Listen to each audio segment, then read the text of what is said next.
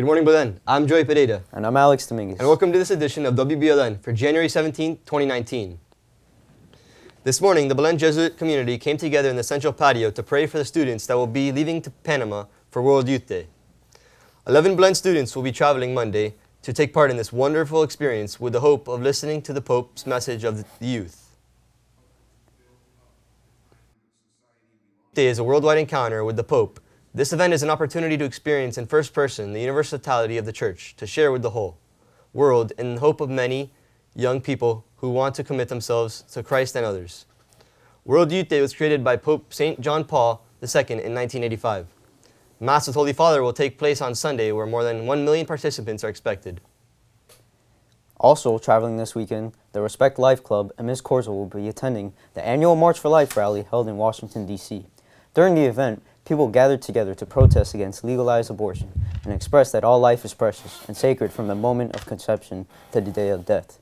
Guest speakers and politicians, including Vice President Mike Pence, are planned to speak during the rally.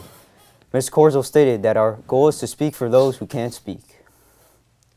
A group of Belen Jesuit 7th graders volunteered to go to Camilla's house yesterday in a day of service and reflection. Camilla's house is a non-profit organization that provides humanitarian services to the homeless.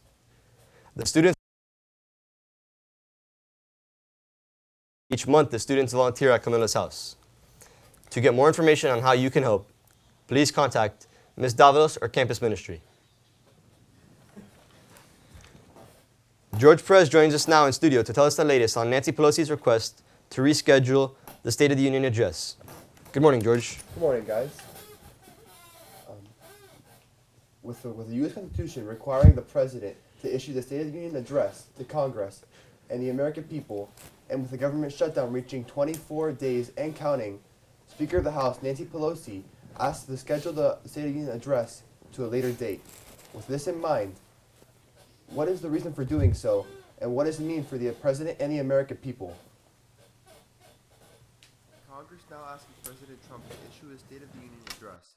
Nancy Pelosi recently sent a letter to him about possibly rescheduling it until a later date.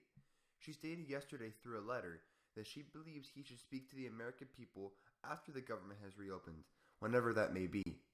If not, she suggested that he issues it through a letter, which hasn't been done since 1913, with every president from then on delivering it in person.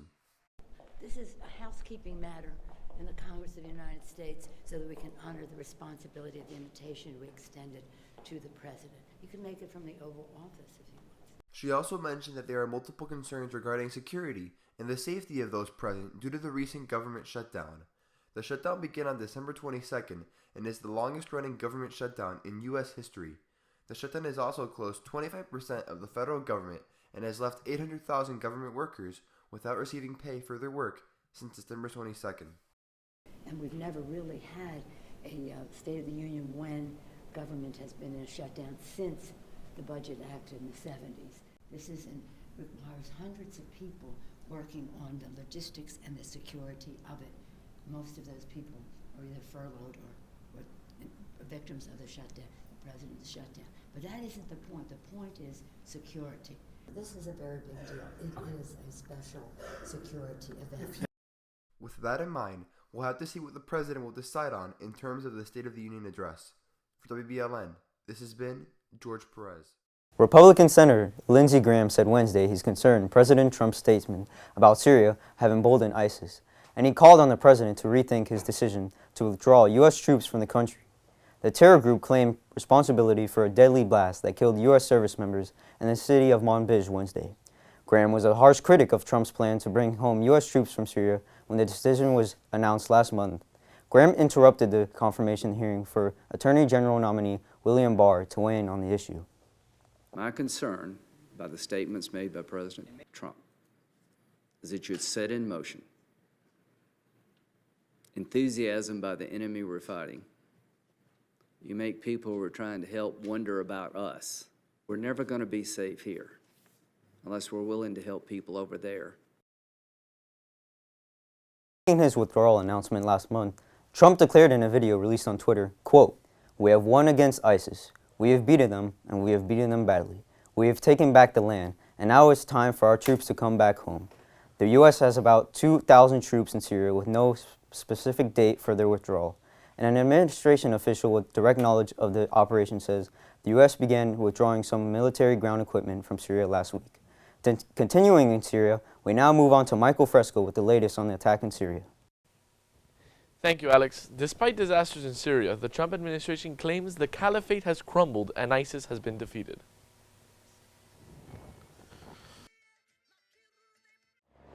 Our President Donald Trump's decision to withdraw U.S. troops from Syria drew widespread rebukes when he announced the plan last month. Both parties criticized the decision, and the Secretary of Defense resigned in protest. When Trump made the December announcement, he had said ISIS had been defeated, a declaration that was at the time challenged. The assertion became possibly less believable Wednesday, when ISIS claimed responsibility for a blast that killed U.S. service members in Syria. But on the same day as the attack, victory declarations continued from the administration. Vice President Mike Pence claiming Wednesday that ISIS had indeed been defeated. Vice President Pence's remarks came about an hour after the U.S.-led coalition confirmed American troops had been killed in an explosion in the Syrian city of Manbij. Thanks to the leadership of this Commander-in-Chief and the courage and sacrifice of our armed forces, we're now actually able to begin to hand off the fight against ISIS in Syria to our coalition partners, and we are bringing our troops home. The caliphate has crumbled and ISIS has been defeated. For WBLN News, Michael Fresco. Good morning, Belen. Here's your scoop for today. The Chinese Honor Society will have a meeting today at 3 in room E202. The Fancy Club will have practice today at 3:15 in the dining hall. Clee Club will have a meeting today at 3:15 in the Goscuela Hall. And the Boy Scouts will have a meeting today at 7:30 in room D106 and D107. Now stay with us as we bring you weather and sports after these messages.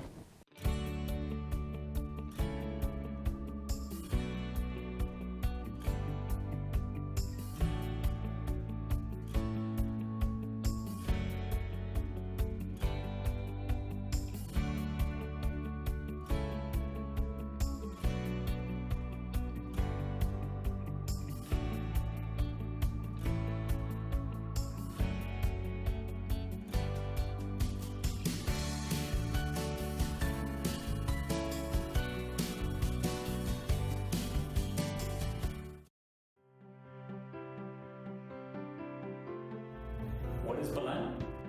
You are Belen. This is Belen. A man for others. Men for others. We are Belen.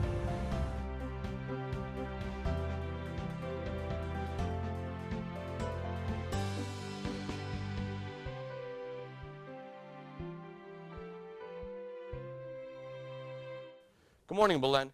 Here's your weather for today. Now today is going to be bright and sunny, coming in at an awesome 77 degrees. Only a 10% chance of rain and 66% humidity. Going into later tonight, it's going to cool down to 58 degrees, but it's still going to be nice and clear with only 10% chance of rain. Now, going in later this week, we're going to see temperatures in the high 70s, but it's going to cool down for Martin Luther King Day. That's all our weather. Now for sports.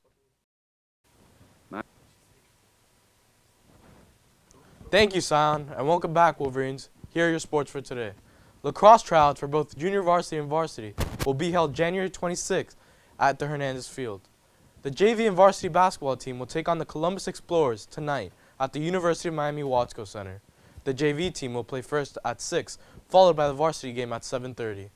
Make sure to come out and show your support for your Wolverines. The Miami Heat were blown out by the Milwaukee Bucks 124-86 Tuesday night. Justice Winslow and Hassan Whiteside led the team with 19 points each. The Heat traveled to Detroit to take on the 18-24 Pistons tonight at 7. The Miami Hurricanes made big news by landing Ohio State transfer Tate Martell. Martell will be brought in to improve a quarterback group which has struggled in recent years. However, Hurricane fans may have to wait another year to see their new QB play. According to NCAA rules, transferring players are not allowed to play in games for a full academic year.